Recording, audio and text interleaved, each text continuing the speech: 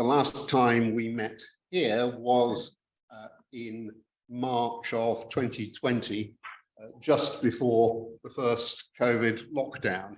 And I was looking at the recording of that event and myself on that occasion saying, I'm not sure how much longer we're going to be able to keep this going, but so here we are 3 years later, and I will hand over to Sophie, who is our chairman, as most of you I think know, as well as today's speaker. And it's a real pleasure to be able to return to the RAS with Sophie on mic. Thank you. Thank you very much, Michael, for the invitation to speak to the RSAA today. I am delighted, as I know that many of you are, that the Society is able once again to host physical lectures, and that thanks to the technological advances of the last 3 years, so many members and guests are also able to join us online. COVID had and continues to have many devastating impacts, but some positive things have come out of it, not least the widespread uptake of Zoom and my own appreciation of Central Asian literature. Without those two things, this lecture wouldn't be taking place today. I have always read hungrily. First English literature and works translated into English, and then later French, Hindi, Urdu, and latterly, with an unanticipated amount of difficulty, Russian literature. I have far more books than space on bookshelves, and revel in the prospect of an evening tucked up in bed with the words of Premchand or Ghalib, Rushdie, Allende Pamuk, and so on and so forth.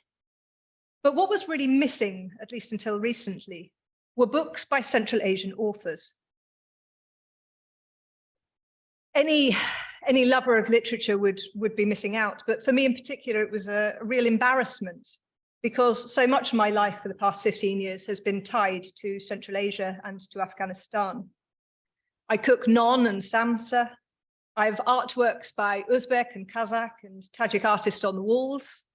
I study and I'm fascinated by Central Asian history and architecture, and I have the most wonderful Central Asian friends and colleagues. My lack of understanding and appreciation of Central Asian literature was therefore a glaring hole in the center of my personal jigsaw. COVID stopped me traveling to Central Asia, forcing me to stay at home. And I had a lot more time to read. Mark Rees's English translation of the Uzbek novel Otgan Kunlar was published early in 2020, so I reviewed it for Asian Affairs. Whilst researching Oxus, my hopefully only temporarily stalled narrative nonfiction about the Amudarya River, I came across The Dead Wander in the Desert, a novel set against the backdrop of the shrinking Aral Sea, which was written by a Kazakh author called Roland Zazimbayev. And then Shoot Festival's directors, Samantha Knights and Bijan Omrani, who are known to many of you here, asked me to interview Caroline Eden about her brilliant book, Red Sands, Reportage and Recipes Through Central Asia. This was an event which prompted widespread discussion about why books from and about Central Asia aren't more widely read. The first seed of an idea which germinated to become the Silk Road Literary Festival was planted. My talk today, Literature, Power, and the Silk Road Literary Festival, is going to be divided into 3 parts. Firstly, I'm going to talk about Central Asia's literary heritage and its 3 main strands. Secondly, I'm going to talk about some of the challenges which have changed the course of literary development in the 20th century, and have arguably led to missed opportunities, stagnation, and a lack of interest. Then, in the final part of the lecture, I will cover the Silk Road Literary Festival, the development of the regional publishing sector, and what I think needs to be done for Central Asian literature to take its rightful and respected place in the global literary canon, and, importantly, on the bookshelves of readers.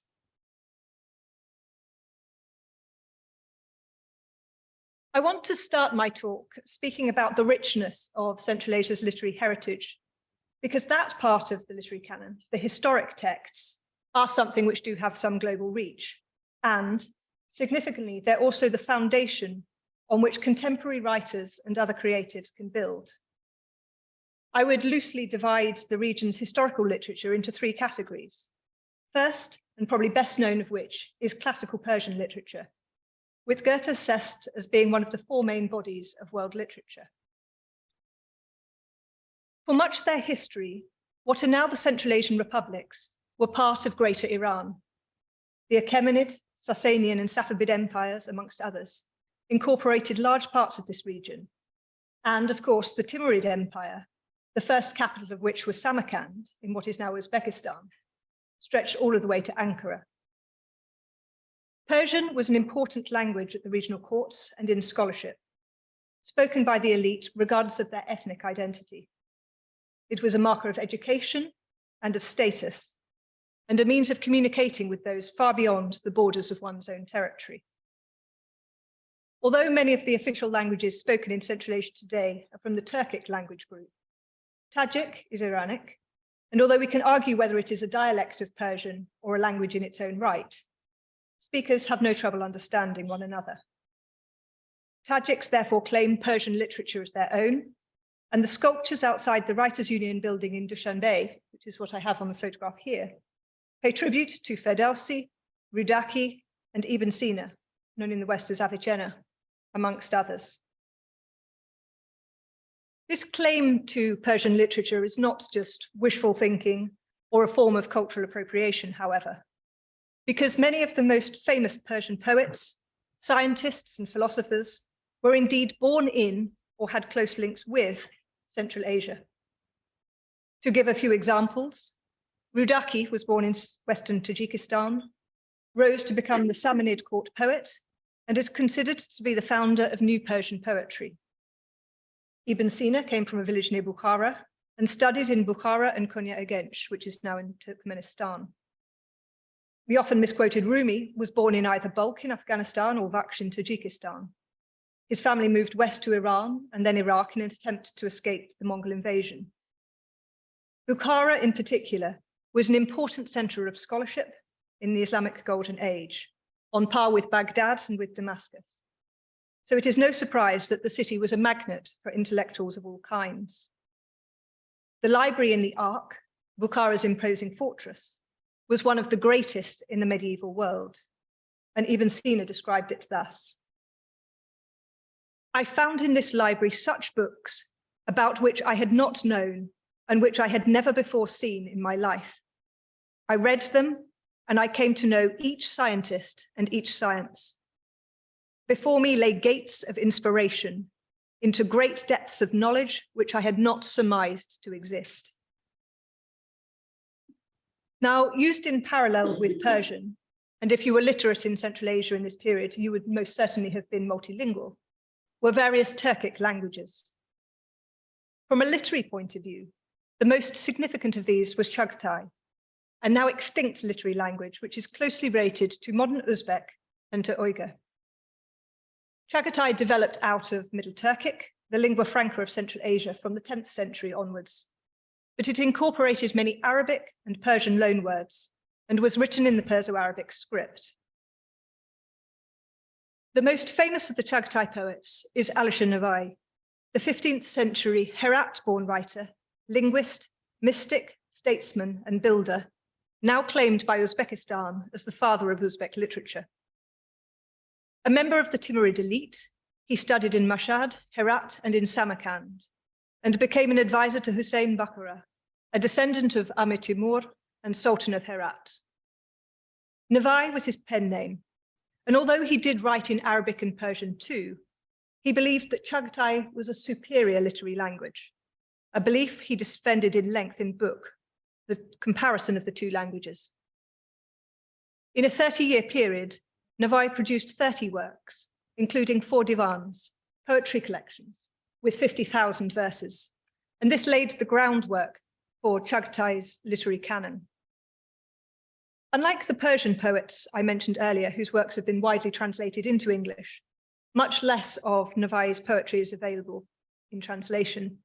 I'm very pleased, however, to see Andrew sat here quietly in the front row, because Andrew is a poet and translator, and he has already published 12 of Navai's ghazals, poems in linked couplets translated into English, and is currently working on an illustrated translation of Navai's poetry, pairing poems with specially commissioned paintings from one of the best miniaturists in Bukhara.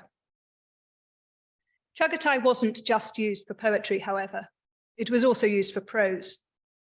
The biography of Amir Timur, better known in the West as Tamerlane, was written in Chagatai, and so too was the Baburnama, the autobiography and chronicles of Mirza Zahir Uddin Muhammad, better known as Babur, the founder of the Mughal Empire.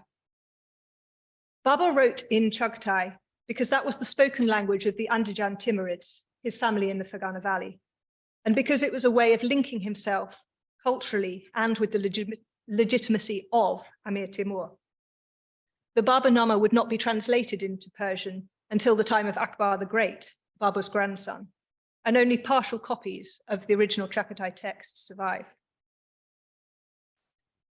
We have a fairly good record of Central Asia's historic Persian and Chagatai literature because it was written down, and at least some of the manuscripts have survived to the present day. The third and arguably most interesting pillar of the region's literary canon, however, is the oral traditions, which are transmitted amongst the wider population by storytellers and by folk singers. There's no doubt that many of these stories have been lost or have survived in forms far removed from their original versions. But the fluidity of such literature is part of its appeal. Each epic has a framework of stories, characters, and formulaic phrases, but every performer could make the story his own, adapting it to the audience and making changes in every retelling.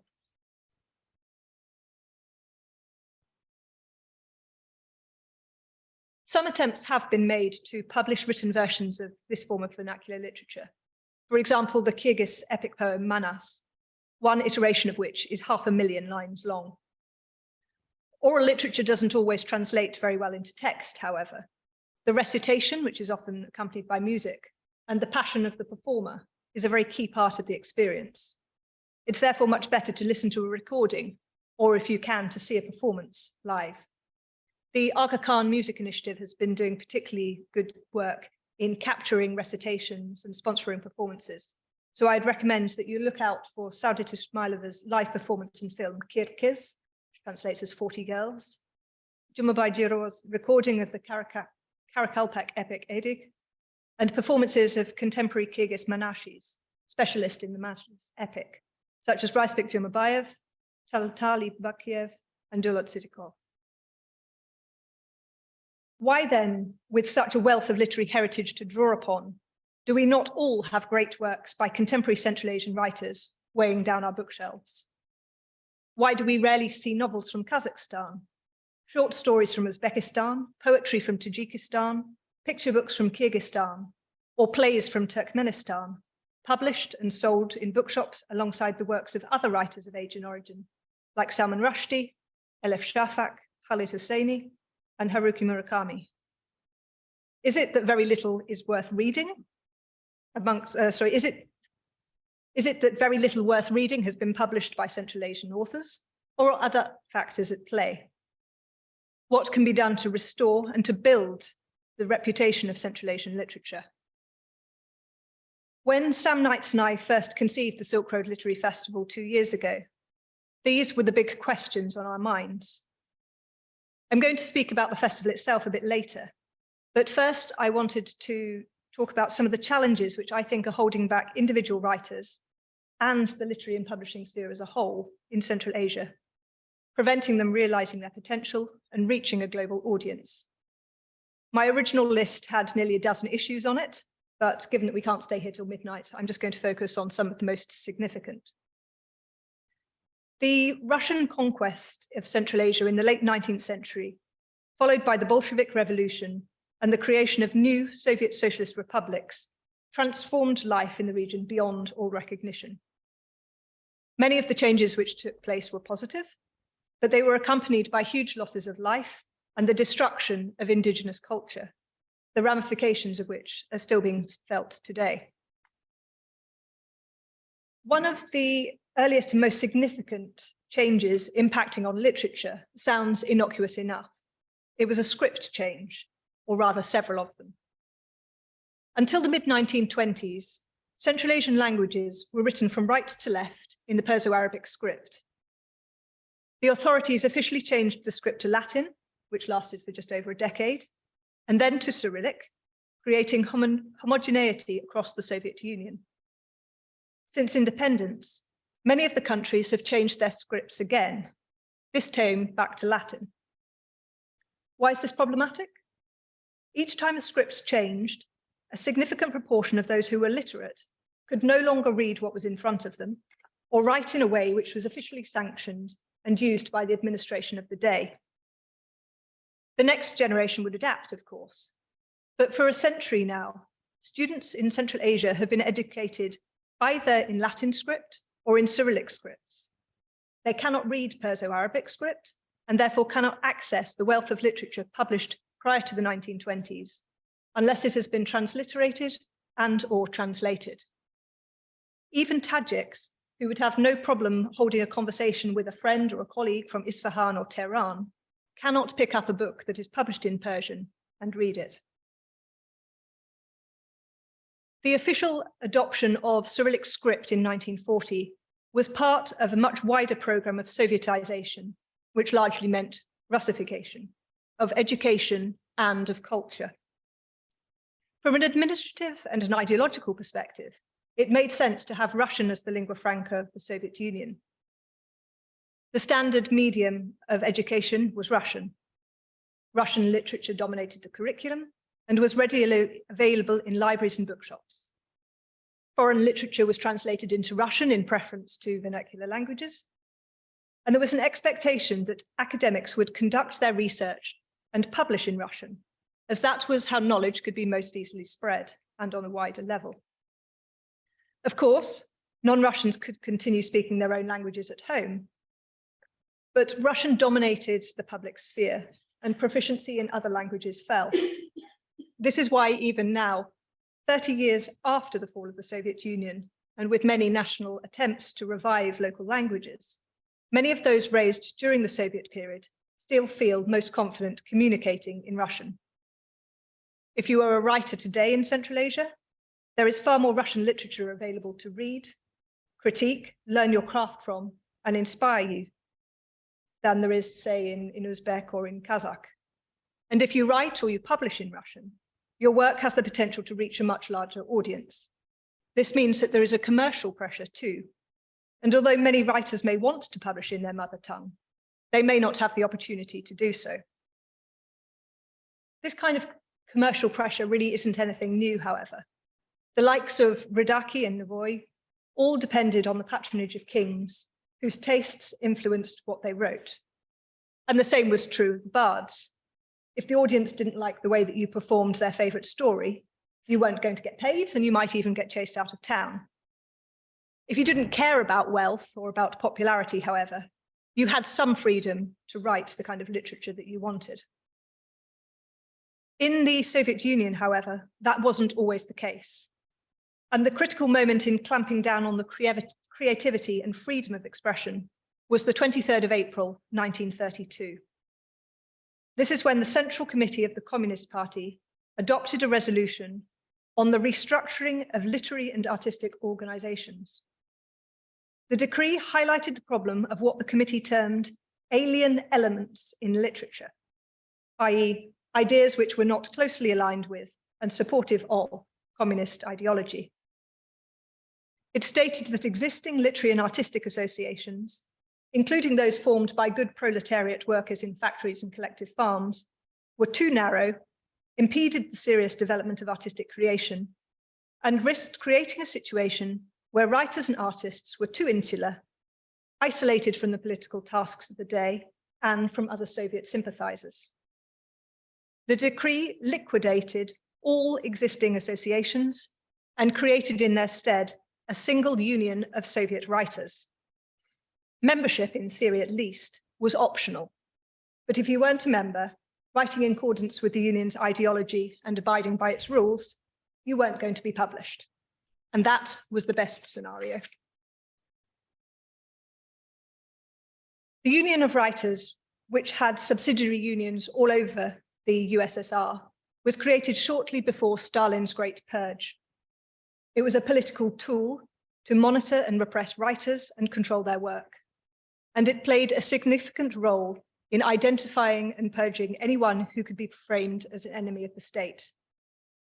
The intelligentsia, and outspoken writers in particular, were easy targets, and thousands of writers, intellectuals, and artists were imprisoned or executed, often falsely accused of crimes and found guilty in show trials. Those who did survive were blacklisted, often waiting decades for rehabilitation if they were granted it at all. Amongst those purged were the Jadids, members of an influential Muslim modernist reform movement, which emerged in the late 19th century and was characterized by a commitment to education, anti-colonialism, and modern communication technologies, including printing presses and telegraphy, which could be used to spread their ideas. As the Jadids were heavily involved in printing and publishing, not only in Central Asia, but also in the North Caucasus and Tatarstan, it is inevitable that there were many writers amongst their ranks. Three of the most important writers in early 20th century were Jadids. They were all accused of being enemies of the state, tried in show trials, and executed. The Union of Writers in the Uzbek SSR was complicit in their deaths, including forcing other writers to give testimonies which led to their convictions. I want you to know the names of these three Jadids, and ideally to find and read their work. Adraf Fitrat was an author, journalist, and politician who wrote poetry and prose in Persian, Chagatai, and Turkey. He studied in Turkey and in Russia, sided with the communists against the Emir of Bukhara, and was one of the founding fathers of the short-lived Bukharan People's Soviet Republic. Fitrat wrote political allegories and also about religious topics. He loved satire and incorporated folk stories and characters and themes from earlier Islamic literature into his own writing. Abdullah Qadiri, who we have here in the middle, was an author, journalist, and politician.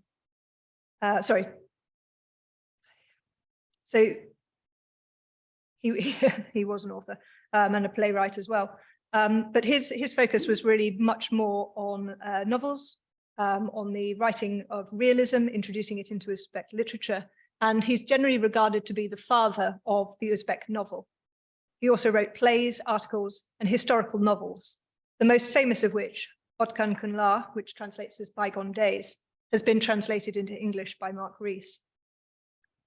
The third member of this talented but unfortunate troika was Cholpon, the pen name of Abdulhamid Suleiman Ogli Yusanov. He was the first person to translate Shakespeare into Uzbek and was also a poet, playwright, novelist, and editor-in-chief of a newspaper. Andrew's translation of 14 of Cholpon's poems is available in English. I do wonder what else these three intellectuals would have written had they been allowed to live. Qadiri and Cholpon were only in their mid-40s when they were killed, and Fitrat was in his early 50s.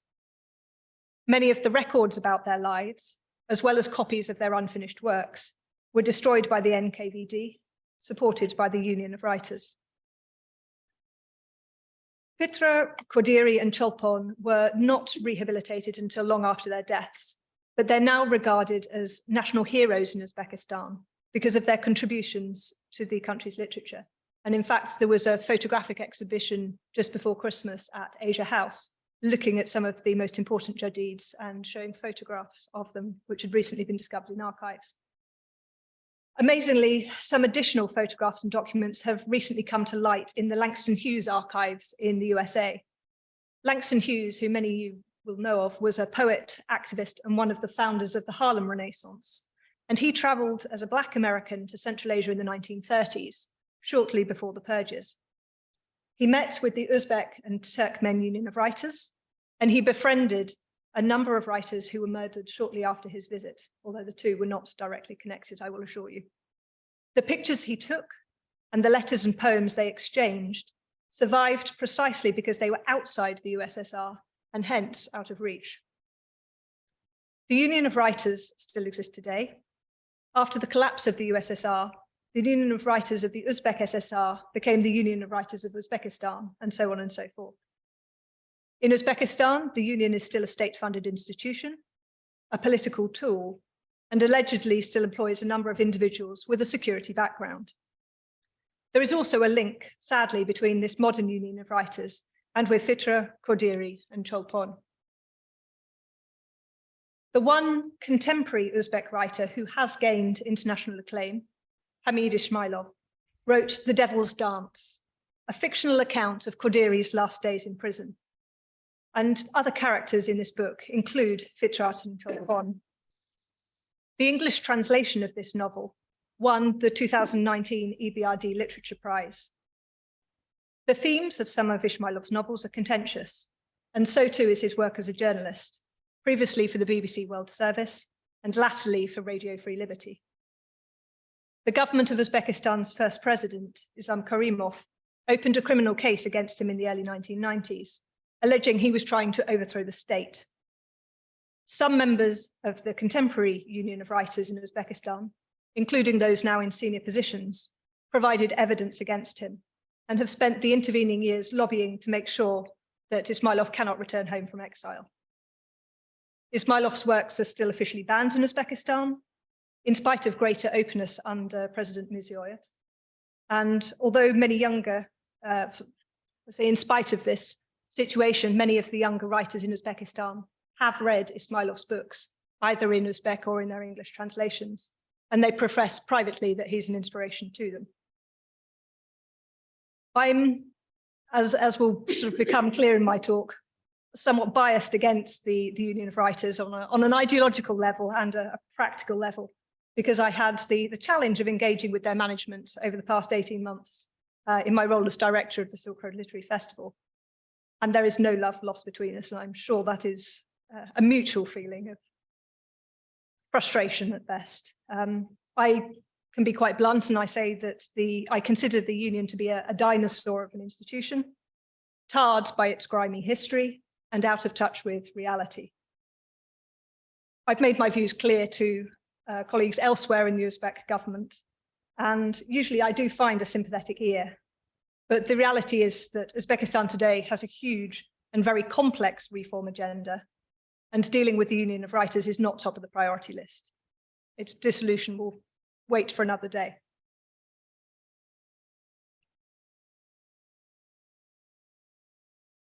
Having painted a picture, I hope, of the literary context in Central Asia, historic and in the more recent past, I'm going to move on and talk about the Silk Road Literary Festival, which had its first events in September 2022. The mission that we have for the festival is simple, and I've put it up on the screen for you. The Silk Road Literary Festival exists to raise the profile of literature from and about Central Asia and the Silk Road, and to support the development of the region's publishing sector through technical assistance and capacity building. There are two distinct parts to this mission. The first, raising the profile of literature, recognizes that if literature lovers are not aware that literature exists from this region, translators won't translate it, publishers won't publish it, bookshops and libraries won't buy copies and stock them on their shelves, critics won't study and review it, and ultimately readers won't read it. And there are few things sadder to me than the thought of somebody pouring years of experience and insight and hard work into writing a book, only for nobody to read it, to learn from it, and to enjoy it. The second part of the festival's mission focuses on supporting the development of the publishing sector, which traditionally refers to every aspect of the creation and distribution of printed works, and now also to digital media. This is critical for the future of literature in the region, as independent voices can only experiment and flourish if they have the freedom and the funding to do so. That requires moving away from what is virtually a state monopoly on literature, and instead having alternative, economically viable models where literature is published and popularized on merit, and professional writers and others working in the publishing sector can make a sustainable living. That may be optimistic, but that at least is the dream. If you don't tell your own stories, someone else will tell them for you. Mark Rees, the English translator of Qadiri's Otkamkanla, said this to me soon after we started developing the festival concept and scoping potential support for it.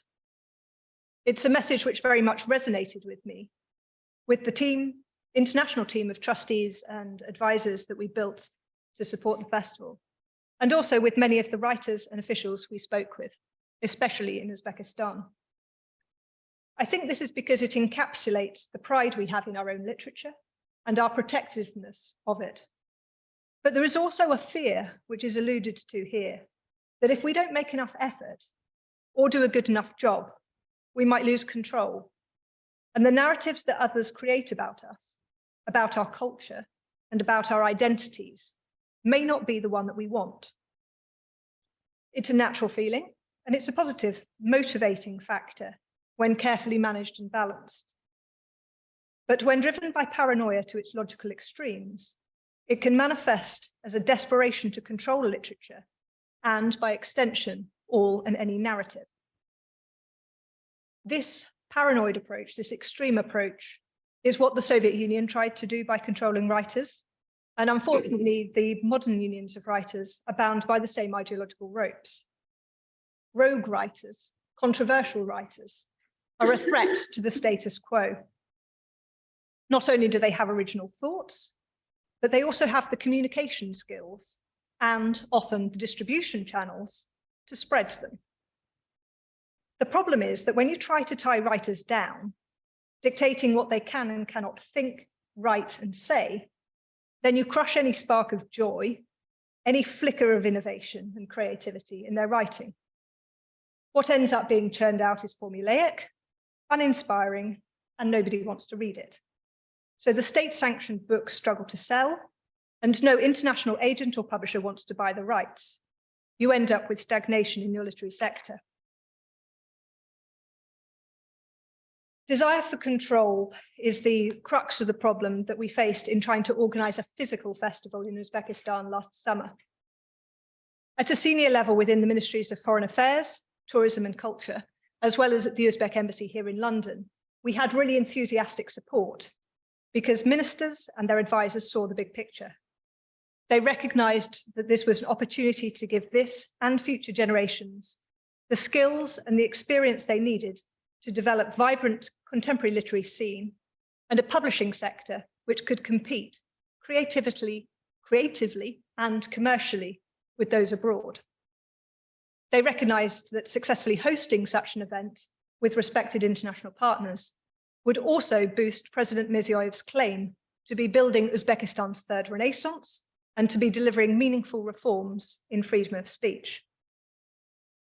Unfortunately, these ministries could not be the festival's main partners in Uzbekistan, as the Union of Writers is the state-approved body for the development and the promotion of literature. The ministries could play a supporting role, arranging local financing and facilitating behind the scenes, but to comply with protocol, the Union of Writers had to take a central role. And the Union of Writers wanted control. Control of who would speak and control of what they would speak about. This was something which the festival's organizing committee, which including writers, translators, publishers, lawyers, experienced event organizers, people from both Uzbekistan and from abroad, was never going to accept, because the festival's independence, on which its credibility is based, had to be guaranteed. 2 months before the physical festival was due to take place, and realizing that their demands would not be met, the Union of Writers withdrew from the festival partnership, anticipating that by doing so, the festival would have to be cancelled. They shot themselves in the foot, however, because not only did senior government figures berate them for wasting the opportunity and embarrassing Uzbekistan publicly, but the festival went ahead anyway, albeit online and on a smaller scale. The events which comprised the online Silk Road Literary Festival last September and the audience response to them gave me hope for the future of literature in Central Asia, and that we will be able to organize physical events in Uzbekistan and elsewhere in years to come. We had speakers of Uzbek, Afghan, Pakistani, Russian, Turkish, British, and American heritage, challenging ethno-nationalist narratives about who has the right to tell Central Asia's stories and the languages in which they are allowed to speak and write. Some of the speakers are just starting out in their careers, and so brought to the table fresh voices and opinions, which contrasted with those of more established writers and academics, enriching the discussions. We covered a wide range of topics, including the poetry of Nodira Novesi, two 19th century female poets from the Fergana Valley, the importance of translating George Orwell's novels into languages such as Tajik and Uzbek, making them accessible to a local audience, why and how Muslim historian built his own narrative about the Silk Road, and how e-learning can bring Koderi's Otkan Kunlar and other texts to the attention of a new generation. Importantly, we were also still able to host a couple of workshops, including an introduction to intellectual property rights, something poorly understood by most writers and publishers in Central Asia, and also a session with the founders of the Asian Women Writers Programme, which provides mentoring to unpublished writers of Asian heritage. I'm optimistic that AWW's next cohort will include writers from Uzbekistan, Karakalpakstan, Tajikistan, Kyrgyzstan, and beyond.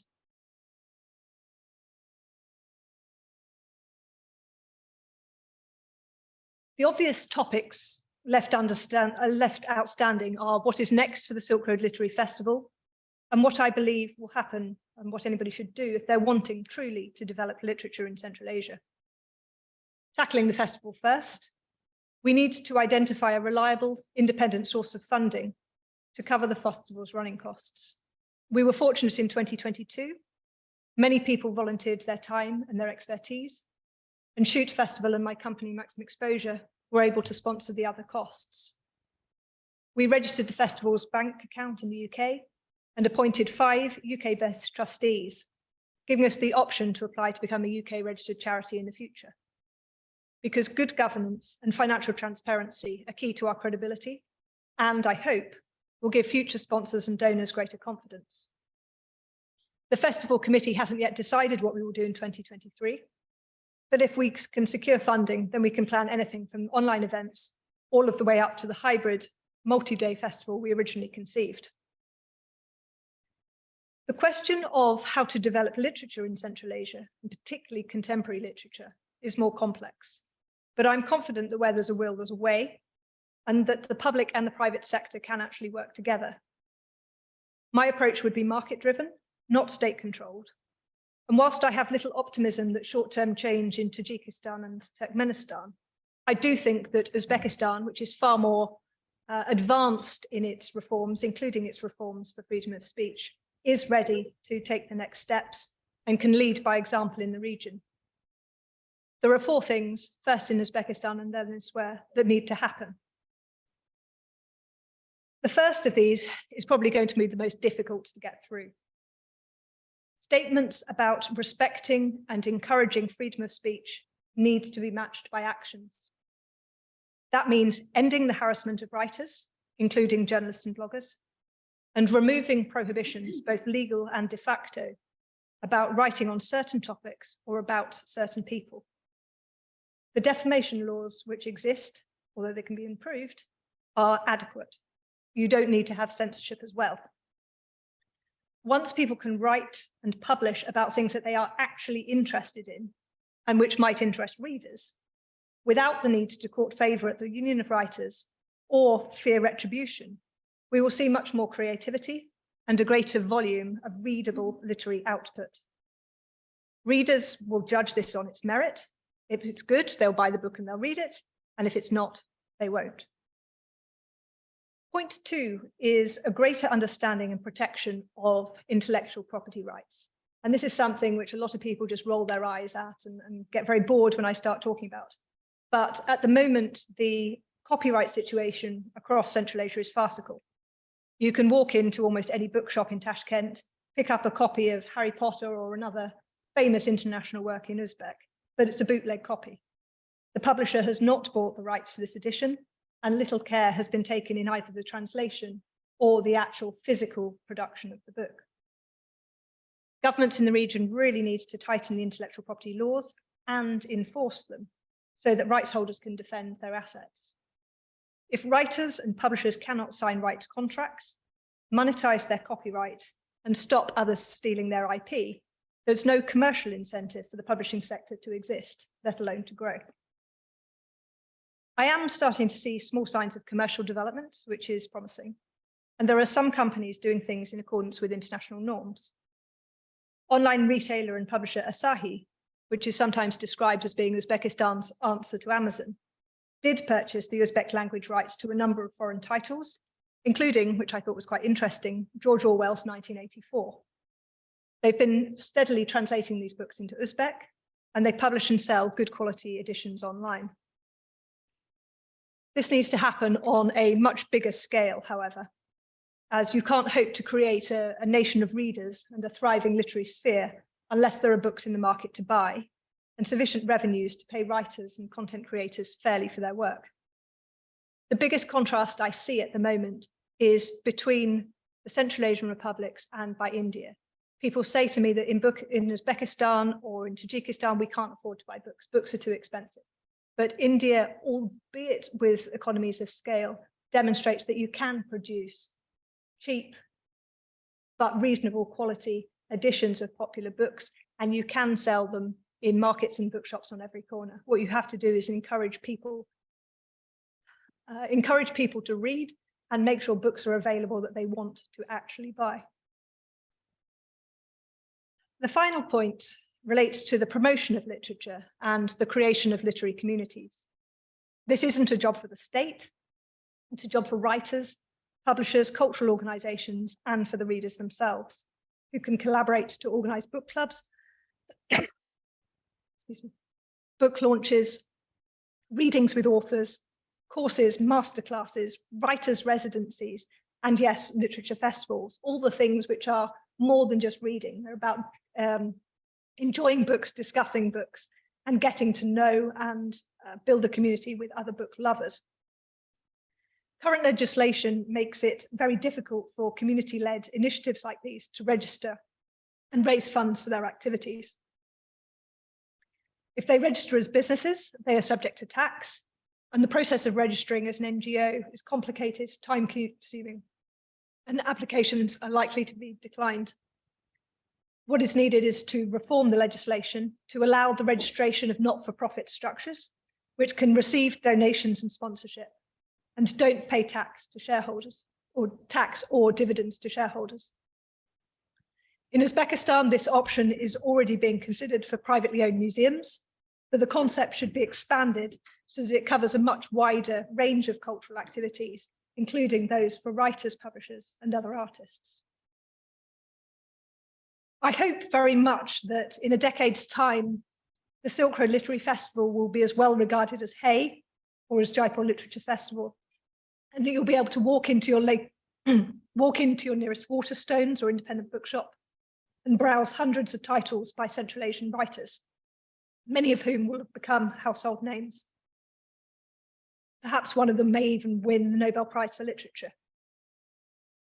In the meantime, my request to you is that this year you commit to reading at least one poem, short story, novel, sorry, my voice is just completely disappearing, or other literary work by a Central Asian author.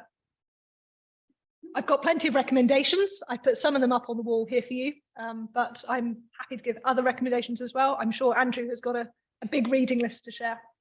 So please have a chat with one of us afterwards. Richard Seabohm, who had hoped to be here but isn't, he asks the simple question, does Georgia come into this? We are hoping so. So in the scope of, we originally thought that the Silk Road Literature Festival would look specifically at literature from Central Asia, but what we realized is actually a lot of the interest in literature from that part of the world also applies to the Caucasus and to other neighboring regions. And a lot of the challenges that the publishing sector faces are the same in these countries as well.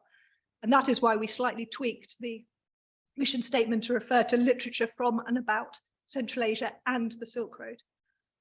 We have had a few preliminary discussions about doing a future event in Georgia, and that's something we'd be very keen to look into further.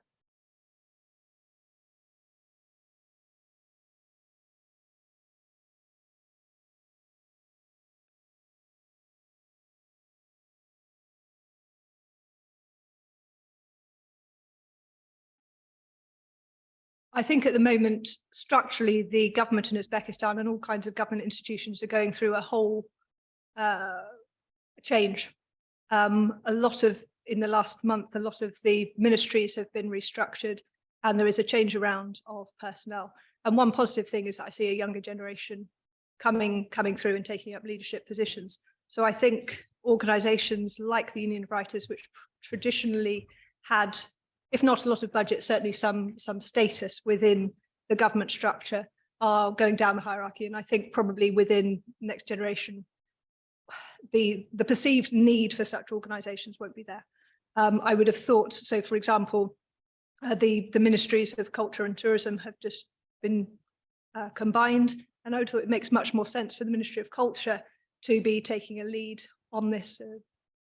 Equally, there is an interest from Ministry of Education, the Agency for Mass Communication and other entities within government that have got an interest in education, literacy, publishing, digital communications, and so on and so forth. So I think the Union of Writers has done a number of things which are not conducive to its own long-term survival. But at the same time, just because of the way that the country is changing, it's a sort of a natural evolution that some of those old Soviet-style institutions have gone out of fashion and out of use. In terms of your second question about the internet and competing interests, certainly that is the case. And that is one of the reasons that I think actually digital publishing is, in the case of Central Asia, going to be a very, very interesting area to watch, because it gets round the costs and the challenges of print publishing.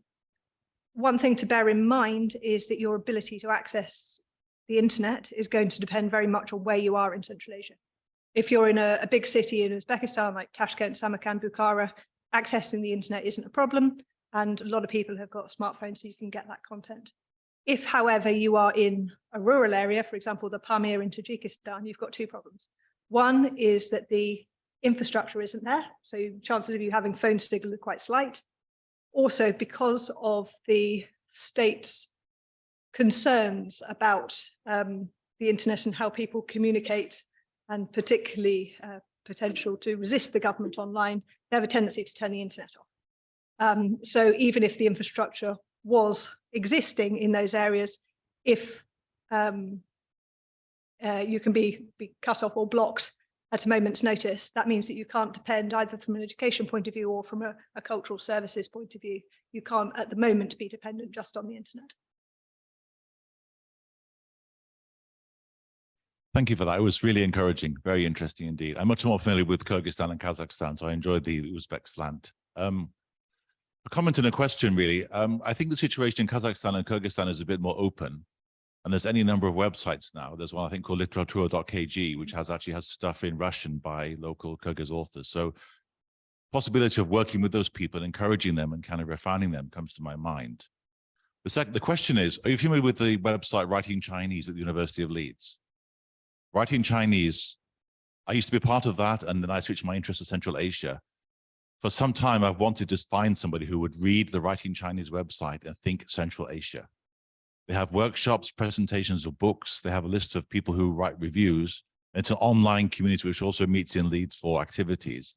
And you could do something similar in a modest way to jumpstart the party among English-speaking and English-speaking readers of Central Asian literature. So please go to that site and have a look. It would be very interesting. I will look it up. That sounds fantastic. Yeah, thank you. One of the reasons that we wanted to make the Silk Road Literature Festival a regional event was because although Uzbekistan's literary heritage is fascinating, actually the borders of the modern nation state are that they are modern borders. And the cultural influences and the historic influences aren't bound by those modern restrictions. So we wanted to have a festival and to bring in people from all across the region and from the diaspora as well. So that was why one of the best events actually was that we did in the online and festival was with Zora Saeed in New York. And she's somebody who's very tied in with the Turkestan American community. Her family is of, I think, Afghan, Uzbek and Turkic heritage, but emigrated to the US. So that perspective is also very, very relevant. We did have some challenges with the Union of Writers, did not want to platform non-Uzbek writers and translators. that was one of the things that we were pushing back on. Actually, this is a Silk Road festival, not an Uzbekistan festival, although Uzbekistan is a very important part of that. In terms of a platform for literature and engagement with literature, I think that's a fantastic idea, something that the festival committee would be very keen to support. I would also draw attention to this gentleman sat at the front. This is my colleague Islam, who's the cultural attaché at the Uzbek embassy. So anything to do with promoting literature, Uzbek literature in the UK, and any educational programs, he would be very keen to hear about as well.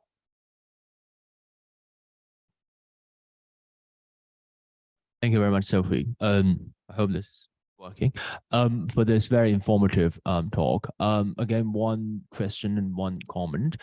Question is sort of more technical one. You talked about the languages of the different countries in Central Asia being sort of evolved, but also being distorted because of all sorts of reasons over the years. So I'm just wondering, how well are the sort of language preserved, especially when it's relevant to poetry? But take China as an analogy, although we kind of preserved much of the writing, but if you read some of the Asian poems, it doesn't really rhyme with Mandarin. In Mandarin, whereas it will rhyme better, for example, in Cantonese, because Cantonese preserved more of the Asian pronunciation of Chinese. But when I say Asian, it's a rather tricky term because China has been around for so long. The comment is that you call it the Silk Road Poetry Festival, and the definition of road is sort of to commute. So I wonder, I think maybe it would make sense to also sort of think about not just what is the poetry like in all these different countries along the Silk Road, but how they have sort of interacted, the poems and the poets over history. And perhaps one of the mission of the festival is to foster the writers and the poets along the Silk Road to have more exchange and to have those sparks of creativity through dialogues and perhaps co-creation. That's a really important point. I'm going to respond to your comment first, because one of the people who was on the organizing committee for the festival is a poet, a translator and writer from Uzbekistan called Azam Abidov. And he, for a number of years, has been trying on a small scale, but with grand ambitions, to organize writers' residencies and exchanges within Uzbekistan, and to give international writers from other Central Asian countries, but also from Europe and the US, the opportunity to come to Uzbekistan, to meet the literary community there, and to start building those relationships and have the cultural exchange. Azam has himself benefited from exchange programs in the US. He's seen how the writers' residency and exchange models can work, and that's something that he wants to bring back to Uzbekistan, and I hope we will see that in the future. In terms of the languages, certainly all of the Central Asian languages have evolved in their spoken and their written forms over the 20th century. I think it is not just to do with the script changes, but also the impact of Russian and Russian education, but also the way that people use languages and the sort of vocabulary that they need. So the spoken Tajik from 100 years ago and from now will not be the same, and the case will be true of Karakalpak and Kazakh and Kyrgyz and Uzbek and all of the other regional languages as well. That was fascinating to listen to the history of some of the literature of the region. And I'm just curious if you can tell us anything about the situation of women writers in the area.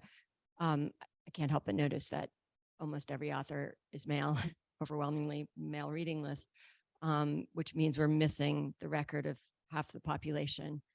And I'm just wondering if there are efforts being made to encourage female writers. I certainly would like to hear their stories as well. So I'm just wondering if you could talk about that. The publishing sector in Central Asia mirrors in that regard the publishing sector around the world, that it has always been easier for men to get their voices heard and have their writing published. There are some really important examples of women writers, and I've got on my list, which is this bit, I can send it to you afterwards, Andrew's translation of poetry by Nadira Navesi. And they were hugely influential and should be regarded as some of Uzbekistan's greatest poets, never mind female poets. And they were both significant political figures in the Fergana Valley in the 19th century, as well as producing wonderful poetry. There are a number of contemporary female poets in Uzbekistan, but the challenge, as always, is that it's very, very difficult to get your work published. It's very difficult to make a living of it. And for women in particular, in a country like Uzbekistan, the burden of domestic responsibilities tends to fall upon women. So it does become difficult. I would like to find a lot more female writers to champion. We did manage with the festival events in September, we did manage to have a majority of female speakers, which was not unintentional. And that included translators and editors and other people from the publishing sector, as well as writers. One of the female writers, though, on the list that I did have up is, she's done a book called Paper Thin Skin, which is a poetry collection, and she's a Kazakh writer. She writes in Kazakh and in Russian, but her poetry is available in English as well. Igor Imtazi. So there are a number of writers out there, but obviously drowned out by the greater volume of male writers. I'm suggesting that there are thousands of male writers out there. That is also not the case. We're struggling to find male writers who are published and available, particularly in English as well. But women have an extra challenge to getting their work out there. Well, I don't want to hog the show, but the one country you haven't mentioned, of course, is Eastern Turkestan. Do we know anything about literature there in the Turkic language? So I personally don't. The Uyghur language is very, very closely related to Uzbek. I think there are a number of Uyghur writers who are in exile who are publishing their work. I haven't personally read any, but I would be interested in finding some. That is another reason why it's important to involve diaspora populations in the festival, because the likelihood of being able to get a writer from Xinjiang to come to the festival and be able to speak is almost impossible. However, there are fortunately a number of writers in exile, particularly in Turkey, who may well be able to speak at future ones, albeit with a concern for their safety. It's still a consideration even outside of China. Thank you so much for this. I just wondered how much support you got from universities or the philological departments in local universities there, if anything at all. So when we were planning the original program for the physical event, we did speak to a number of the universities because we had a much bigger program planned. The original plan was for a 4 or 5 day program in Uzbekistan, and that was going to involve a lot of the university's staff there, both those who were working on vernacular literature, but also those who were teaching English literature. And we had a number of speakers planned who would have come from universities, not only within Tashkent, but in other sort of regional universities, who were going to come and contribute as speakers, but also as workshop leaders, because the technical aspect of the program was conceived to be much bigger and was to involve universities and students as well. Well, thank you very much, Sophie. I mean, I think we have to wind up there. Thank you to those who came, and thank you also to everyone who has been online. Apologies for the difficulties with the sound earlier.